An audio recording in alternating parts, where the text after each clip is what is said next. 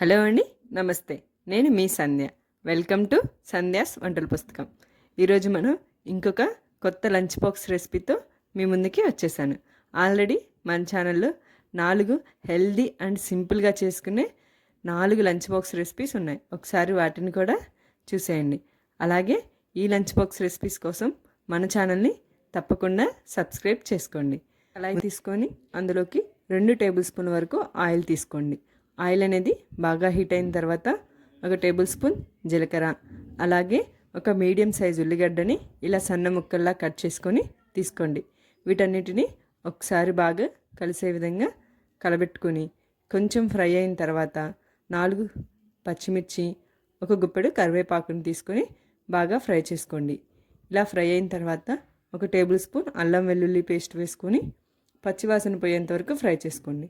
1 capsicum, సన్నగా తరుక్కున్న carrot, mushrooms అలాగే కూడా చిన్న ముక్కల్లా కట్ చేసుకొని యాడ్ చేసుకొని వీటన్నిటిని ఒకసారి బాగా కలిపుకోండి. మష్రూమ్స్, మిగిలిన వెజిటేబుల్స్ అన్నీ ఒక 80% వరకు కుక్ అవ్వనండి.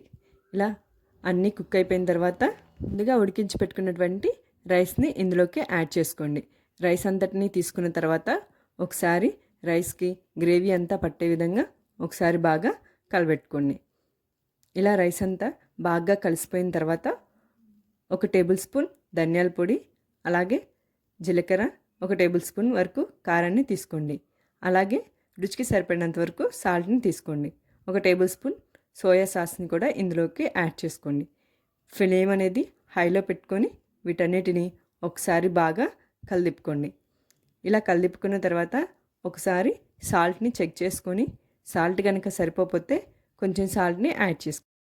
తర్వాత కొంచెం కొత్తిమీరని తీసుకొని కొత్తిమీరని యాడ్ చేసుకొని ఒకసారి బాగా కలిదిప్పుకొని స్టవ్ ఆఫ్ చేసుకొని వేడివేడిగా లంచ్ బాక్స్లోకి మష్రూమ్ ఫ్రైడ్ రైస్ రెడీ. మీరు కూడా ఒకసారి ఈ మష్రూమ్ ఫ్రైడ్ రైస్ని ట్రై చేసి ఎలా ఉందో నాకు కామెంట్ చేయండి. అలాగే మీకు కనుక నచ్చినట్లయితే లైక్ చేయండి, షేర్ చేయండి. మరిన్ని లంచ్ బాక్స్ రెసిపీస్ కోసం మన ఛానల్ని తప్పకుండా సబ్స్క్రైబ్ చేసుకోండి. Thank you.